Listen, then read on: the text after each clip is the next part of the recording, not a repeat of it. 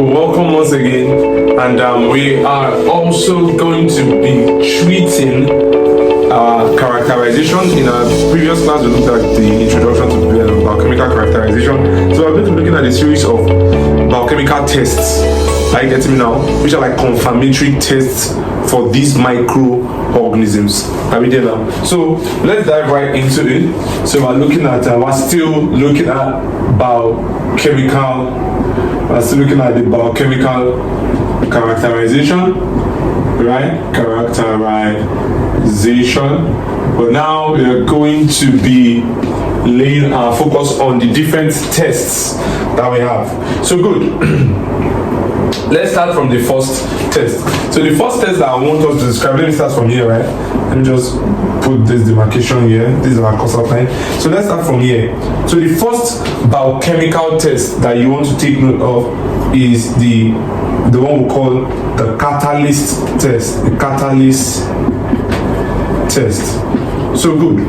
Remember that our goal here is to identify bacteria, and I told you at the beginning in definition of biochemical characterization that these bacteria usually possess enzymes that we can use in differentiating them as well. So good.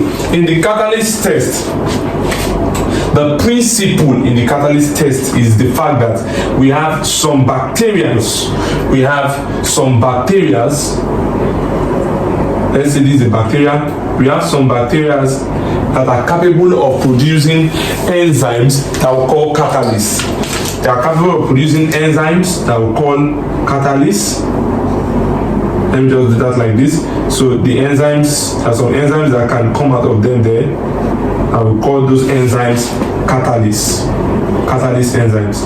Now, research shows us that these catalyst enzymes, whenever they are found present, this is a bacterial cell now. So whenever these catalyst enzyme released by this bacteria are found present in H2O2, which is your hydrogen peroxide, right? Let me just write it here. Hydrogen peroxide.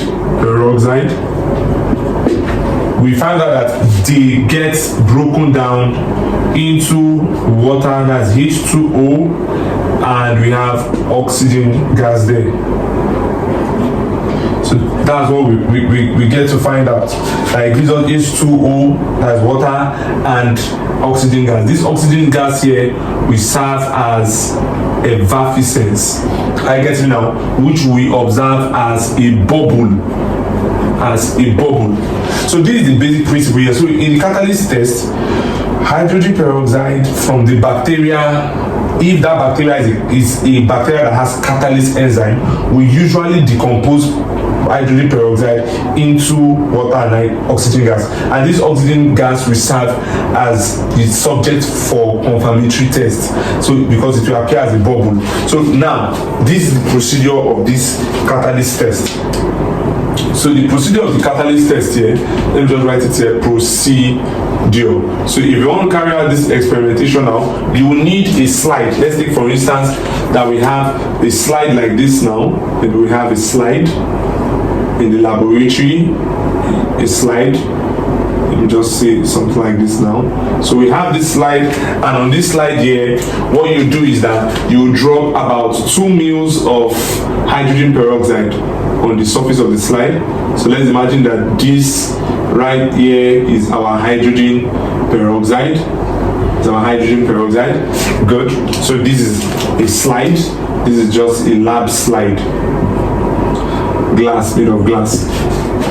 So we have that now. So the next thing we want to do, we want to emulsify our bacteria culture into this H2O2 that's present here. So we are adding the bacteria into it. So we are emulsifying the H2O2 with our bacteria cells. Good. So when we do this now, so it's two possible things we are testing here. I want to check if this bacteria has catalyst enzyme or lacks catalyst enzyme, so that we can use it to differentiate it, because it turns out now that staphylococcus and streptococcus are both spherical. Are you getting me now? So microscopy or culture cannot be able to enable us identify specifically which bacteria it is, if it's a staphylo or a strepto. It's only going to show us spherical shape culture, show us growth pattern in culturing. That's what we're going to be seeing. In microscopy, showing us spherical shape. In culturing, it's just going to be showing us growth pattern. Now, but here now, we know, or I should let you know, that Streptococcus is a non-catalyst bacteria, while Staphylococcus is a catalyst bacteria. So when you carry out this test now, I get it now, and by the time you add this, if you get bubbles, so two possible results. If you notice that this surface here, this surface where you put the hydrogen peroxide, immediately you put this cell, if you notice that there was bubbles, I get you now, that is what we call a positive result. So a positive result shows what? It will show bubbles. And what's the reason for those bubbles? It's as a result of the what? It's as a result of the oxygen gas that is being liberated. So what's the negative result here? The negative result is when you put this bacterial cell, or you emulsify the hydrogen peroxide with the bacterial cell, and yet there are no bubbles. So the negative result shows no bubbles. Yes. So that's basically it. So this one now that shows bubbles, if it shows you bubbles, it means that that bacteria has catalyst. Example is Staphylococcus, like I said, Staphylococcus.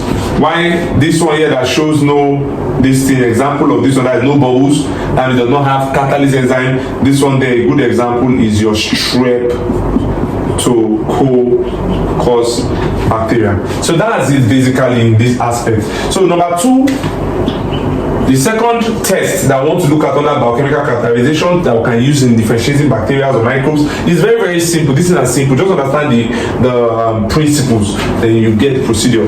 Good. So now we want to look at oxidase test. Oxidase test. You are basically just testing for enzyme. So the catalyst test, you are testing for enzyme. Oxidase test, we are also testing for another enzyme, that's the oxidase enzyme. Right? Good. Now, what's the general principle of the oxidase test? Now, for instance, you have a bacteria, and this bacteria is able to produce your oxidase enzyme, is able to help us produce, maybe imagine this bacteria is a bacteria that produces oxidase enzyme here, produces oxidase enzyme. Also down there. So this is a bacterial cell, that has the ability to produce oxidase enzyme. Alright, good. If it produces oxidase enzyme, it's found out that this oxidase enzyme, whenever it is found in the presence of a reagent that we call the oxidase reagent, something tends to happen.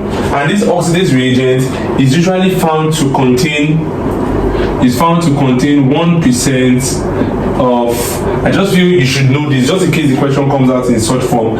It contains 1% of tetramethyl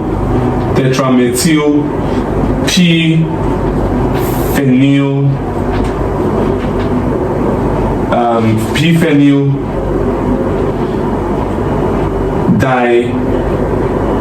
diethamine dihydrochloride.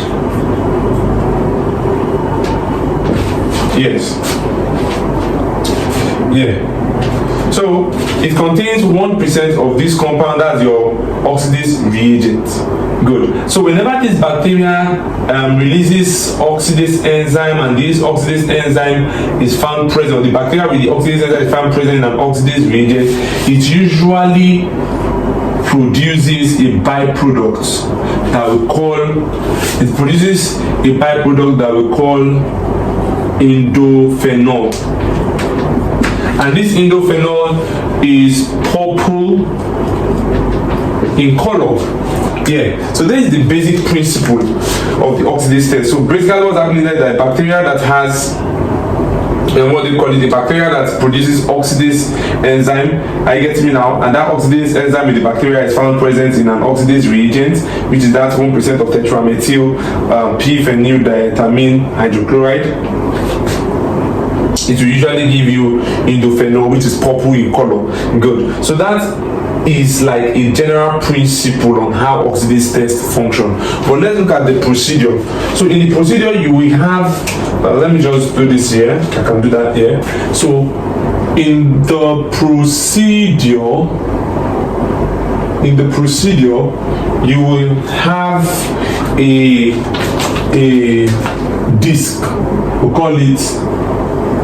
call that disc your oxidase reagents impregnated disc. So let me just write that here. So this is your oxidase reagents impregnated disc. So it's just like your normal disc that has been treated, whose surface has been treated with the oxidase reagent. Good. So what's happening here now is this. So we are carrying the bacteria colony and introducing the bacteria colony to the surface of this disc. So bacteria colony or culture. So when we put that there, there's two possible results that we're going to see after a period of time. First is a negative. Let's just imagine if this surface, after putting bacterial colony that has, this bacterial colony now, we don't know if it has an ammonia, call it oxidase or not. But if we see a positive result, if we notice a positive result, and what would describe a positive result in this case based on this principle here? A positive result is when indophenol has been produced and it's purple color, right? So if we observe the presence of purple coloration, positive result simply means purple coloration, right? So if we observe purple coloration, that's a positive result. But if it is a negative result, what are you going to be observing? There will be no coloration. There will be no coloration. So if I put bacterial colony and this thing gives me this purple color, it means it's a positive result. What does that mean if it's a positive result? That means that bacteria produces oxidase enzyme. I get what I'm saying now. So good. A good example of such a bacteria that is in this category is your Pseudomonas.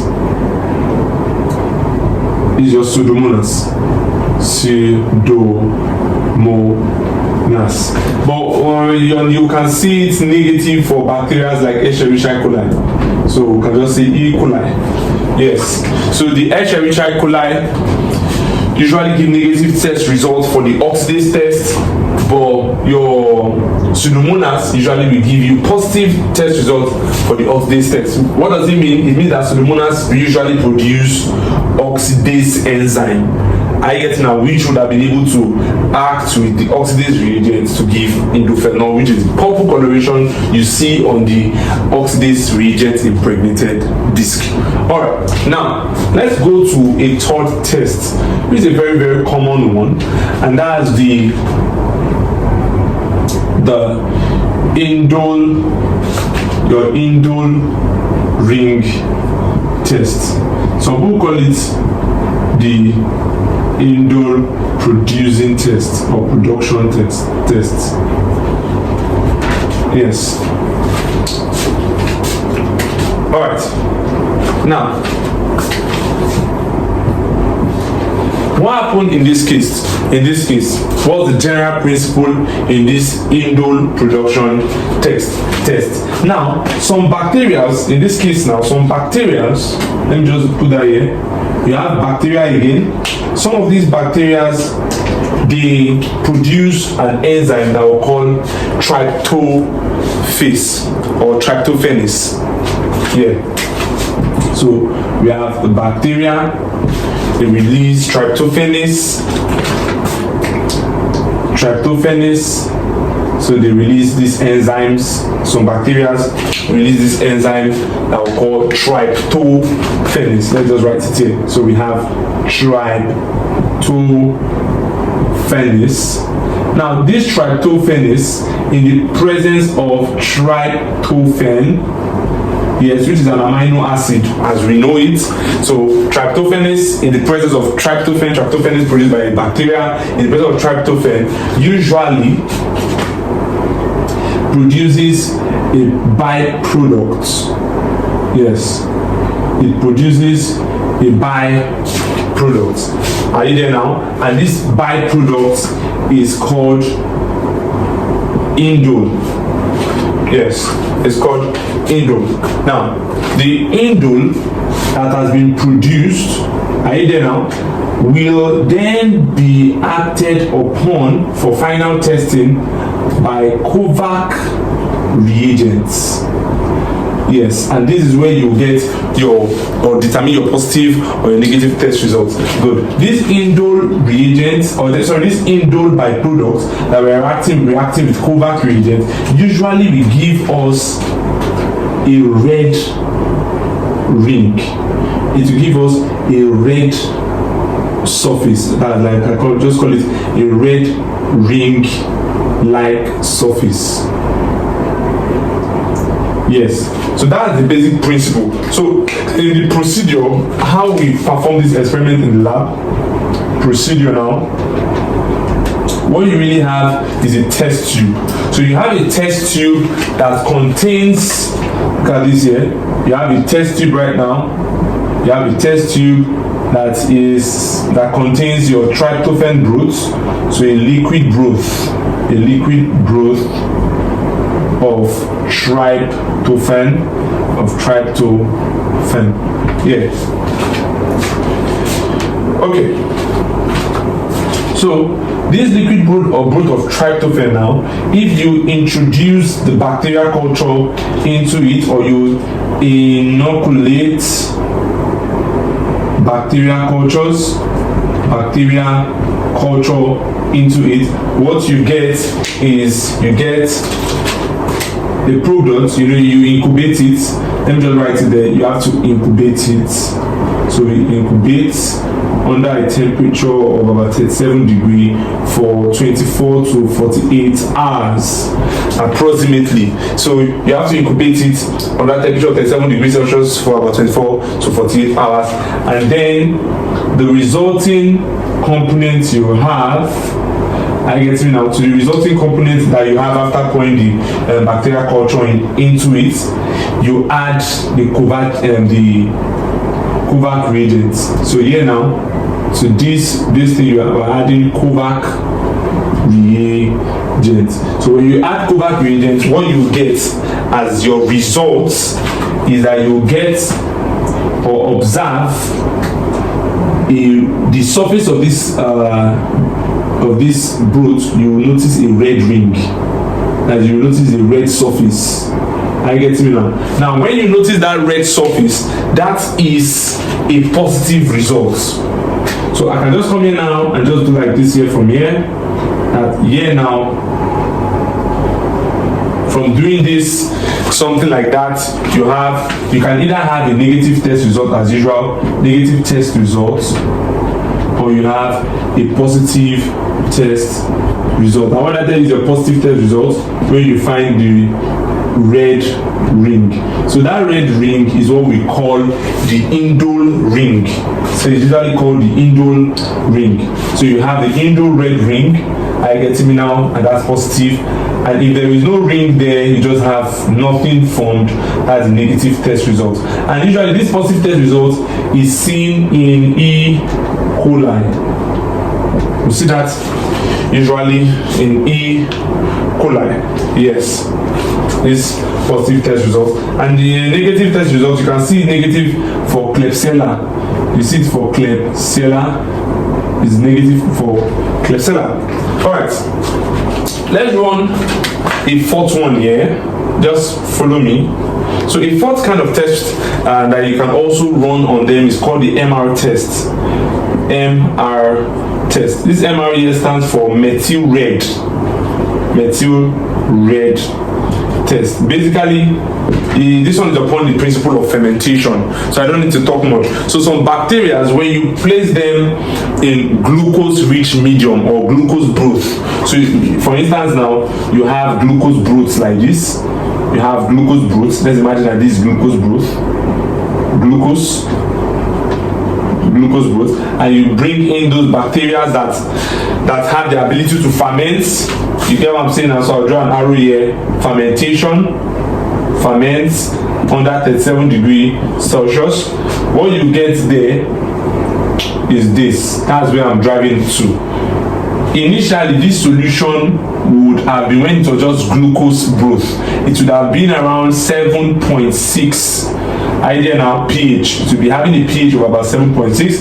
But at this point here, after the fermentation, whenever you add the bacteria now, you notice after adding that bacteria, you notice that bacteria did fermentation. You can only know that fermentation reaction happened here when you check the pH, and that pH is probably around 4.5, which is an acidic pH, right? Good. Now, how do you confirm this? You will now add methyl red as the name of the test implied. So you will now add methyl red indicator. Methyl red indicator. So we add methyl red indicator to it, and if you add methyl red and the solution you get is red solution, maybe you get a full red solution. That red solution you get is as a result of the fact that the the glucose broth has fermented and is now acidic. So it's showing you that the solution now is acidic. Good. So that's the confirmation of fermentation, and that confirms the presence of a bacteria that is responsible for fermentation. Good. And that's the positive test result. So example of bacteria now that yield positive test results for this is your Escherichia coli as well. An example of those that will give you negative test result is Salmonella. Alright, yeah. We have another important biochemical test I will call the Voges-Proskauer test. Now, this Voges-Proskauer test is for those bacteria that has the ability to move beyond just fermenting glucose. So they ferment glucose within 24 hours, and later on they induce or initiate extra metabolic reactions. They exhibit metabolic activities on the acidic pyruvic acid that has been formed from the fermentation process to give a new derivative. Yes, so those kind of bacteria are the bacteria that test positive during the Voges-Proskauer test. Now, what's the principle of the Voges-Proskauer test? So let's assume you have a bacteria now. So you have the bacteria here. Are we there now? Good. So if this bacteria is found present within glucose, so if this bacteria find themselves present within glucose, for instance now, so they are found present within glucose. Yes. Are you getting now? What happens is that this set of bacteria, when found present within glucose, will first of all ferment. They will cause fermentation.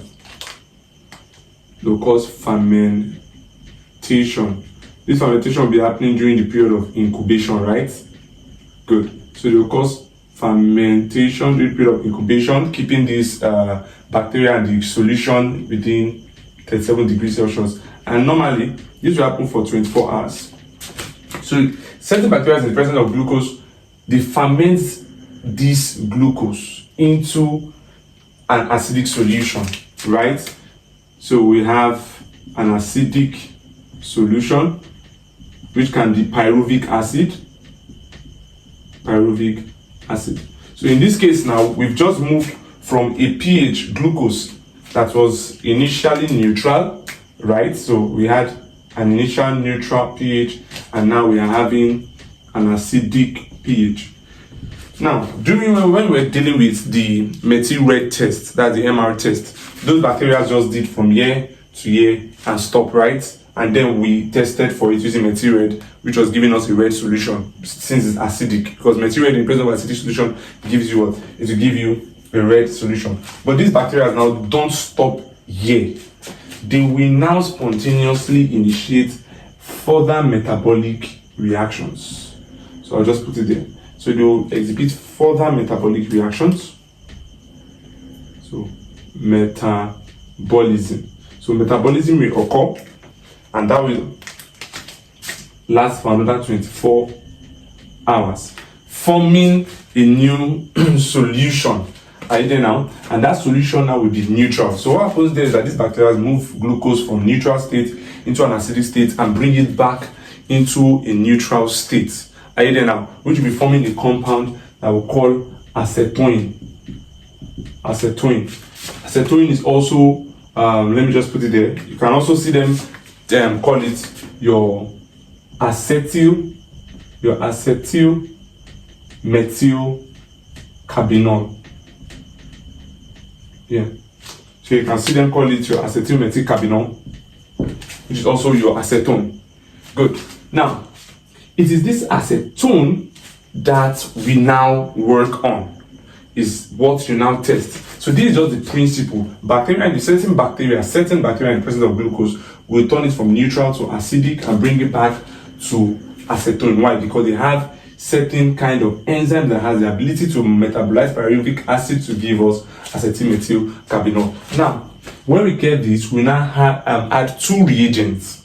So there are two reagents we now add. Let me use blue to signify one reagent. So those reagents will be testing for this acetoin, and when it confirms it's positive, then that means a particular kind of bacteria that can turn it from here to here is present. Do you get that now? So for that acetoin, we're going to be adding on 5%. We're going to be adding 5% of alpha naphthol. You want to keep all those names in your mind. Those are reagents you use. So when the bacteria has done this, you put the bacteria here, and we assume the bacteria has done this. We will now to check if truly this bacteria took it from here to here. So it's just like testing for this guy. So you are using 5% of alpha naphthol, and then you'll be using 40%. There are two solutions: 5% alpha naphthol and 40% of KOH, potassium hydroxide. Yes. So what are we expecting? When you put these two things inside, it's two possible results you'll get. You'll get two possible results. So, as usual, you will either get a positive result or you will get a negative result. Now, what does a positive result in this Voges-Proskauer test look like? In this process look like? So a positive result, are you there now, is one in which your solution will turn red. That's a positive result. So that one where your solution turns red is a positive result. So solution turns red is a positive result, but is a negative result when we don't see no visible change, no visible color change. So that one is a negative result. So what am I trying to say? If this bacteria we put inside there, maybe if this bacteria is a bacteria that can turn glucose to acetoin, are you getting now to form this red complex? Then because this solution turns red, and usually that redness is due to the presence of the diacetyl derivative. The diacetyl derivative. That's what is responsible for the red coloration. So when you do that and you're getting that red coloration, it confirms the presence of a bacteria that has the ability to turn glucose into acetoin. Are you getting it now? So an example of such a bacteria now is what? Yes, that will test positive is your salmonella. I'm sorry, is your Klebsiella. So example, you have Klebsiella. An example of that which we test negative in this test is your E. coli. Is your E. coli. Now, before we even move on, let me quickly bring your mind to something now. You have this bacteria here.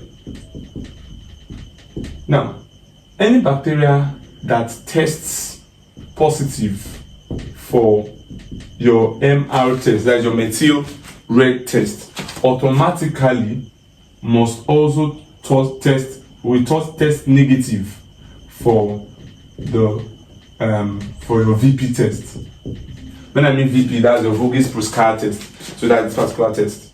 Right there now. And also conversely, that's like saying that any bacteria that will test negative for MR should be testing what now? Should be testing positive for your VP. Now, if you remember from our last lecture, one of the major examples, we used for our MR test that tested positive was E. coli. You can see that now. So remember, during MR test, remember that E. coli was the one that tested positive. But you can see that during VP tests, it is testing negative. You can see that now. And on this side here, the one that we said tested negative there was Klebsiella. And you can see that Klebsiella is the one testing positive in the VP test. So those two tests are, and should I use the word, they are opposites in terms of results. Good. So that's that for the Voges-Proskauer test. Now, last test that we'll talk about before I introduce it to a general concept in biochemical characterization. Last test we'll talk about is the Citrate Utilization Test. Citrate Utilization Test. The Citrate Utilization Test. Alright. So what's the principle of the Citrate Utilization Test actually? So if you have a bacteria, for instance,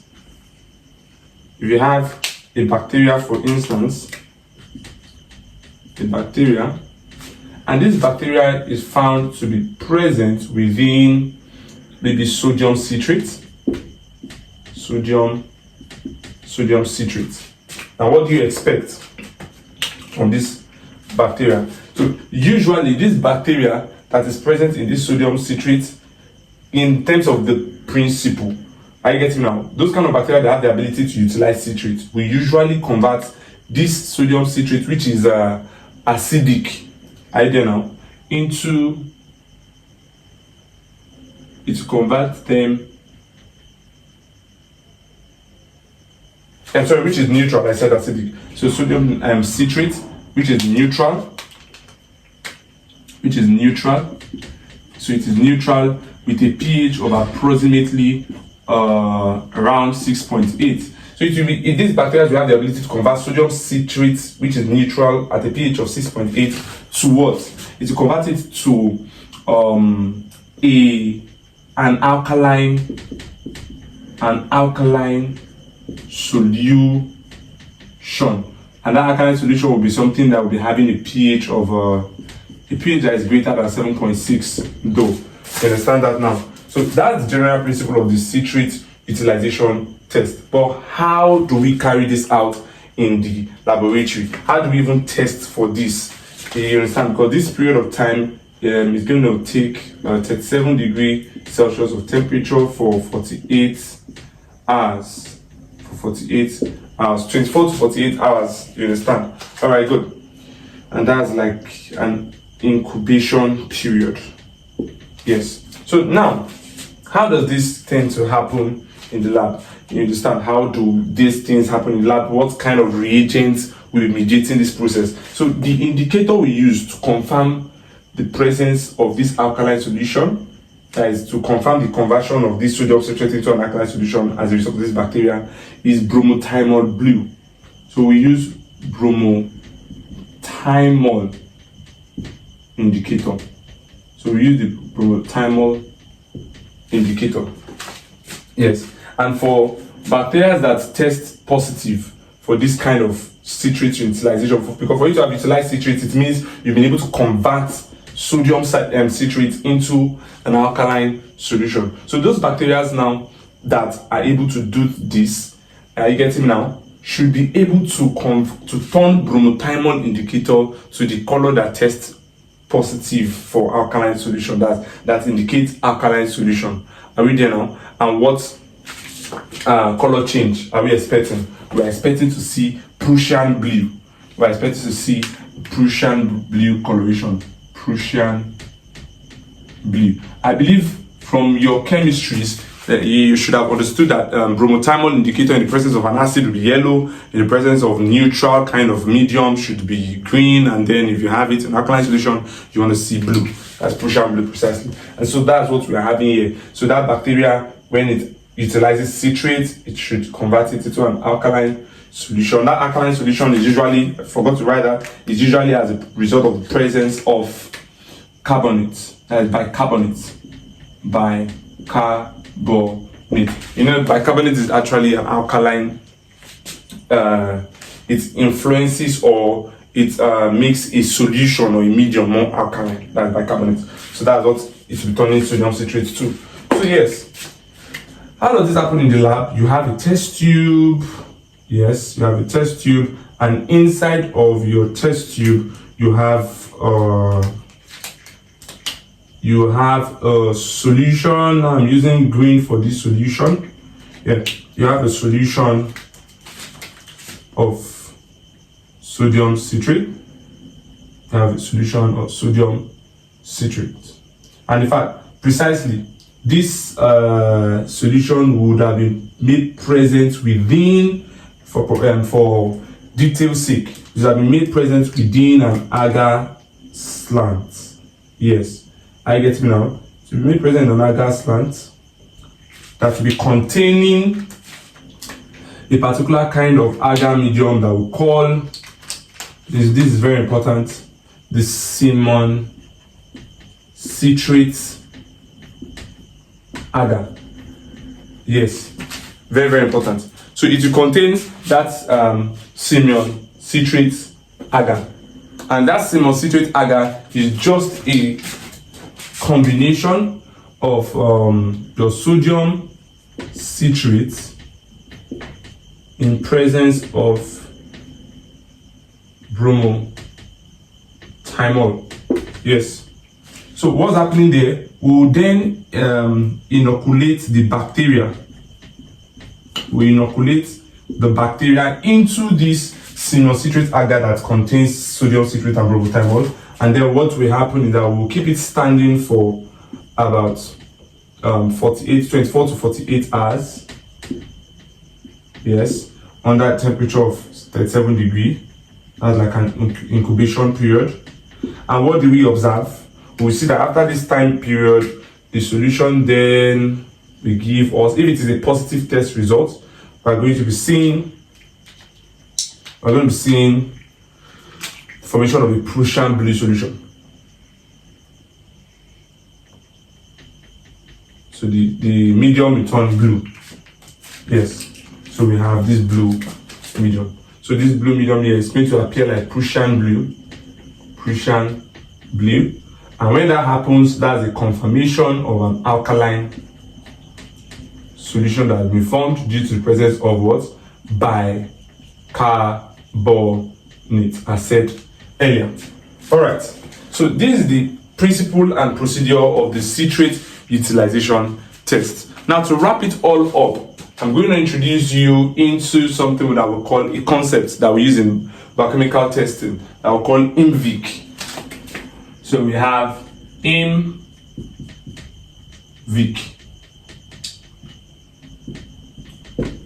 Yeah. So let's lay our focus on the capital letters there. The I here, so the IMVIC are a set of biochemical tests that is used in confirming the presence of Enterobacteriaceae category of bacteria. Yes. So here now, the I here stands for your Indole ring test, which we've done earlier, or the Indole synthesis test. The M here is your MR test, which is the methyl red test. The V here stands for your VP test, which is your Voges-Proskauer test. The I is just for the rhymes, it's just for the mnemonic, it's not standing for anything. And then you have your citrate utilization test. So I'm going to use three major bacteria that are commonly used in showing you what the standards should look like. So maybe you are in the laboratory and you have a bacteria, you don't know who that bacteria is. Idea now. So you have to run 1, 2, 3, 4 tests on that bacteria, given that it belongs to the Enterobacteriaceae family. So you have to run these 4 tests. So the results you get from the 4 tests will not determine who that bacteria is. For instance, now, if it were to be an E. coli, maybe the bacteria was an E. coli, what you should be expecting should be a positive Indole test, a positive MR test, a negative VP test, and a negative citrate utilization test. So if you get a positive, negative, automatically you can confidently come to a more reasonable conclusion that should highly probably be E. coli. Nothing is certain. Yes, it's a test, because sometimes you have false positive. So that's why I said highly certain. That is high probability that should be an E. coli. Yes. Good. So then we'll also use it to check for maybe Klebsiella, or let's use Klebsiella also. Klebsiella. Now, if it were to be a Klebsiella, it is quite the opposite of your E. coli. What you'll be getting from the Klebsiella is the negative, positive. Yes. So you get a negative Indole test. Are you there now? You get a negative MR test. You get a positive Voges-Proskauer test and positive citrate utilization test. That is a confirmation that species of bacteria is likely a Klebsiella. And lastly, if you have a Salmonella, what you'll be expecting to have as result is a negative Indole ring test, positive MR test, negative VP test, and then you have a positive citrate utilization test. Yes. So these 3 bacteria are commonly used bacteria in clinic and generally. So that's why we are using them as case study in this biochemical test. So this marks the end of the biochemical tests that we have. So do it to revise, ask questions on the comment section, and also make sure you go through the lecture. If there is any aspect that you need clarity or you didn't get, you can rewatch the lecture. All right, I remember I humble self here is Impact International Academy, and make sure you subscribe to our channel and click on the notification bell so when we drop content like this, you'll be notified.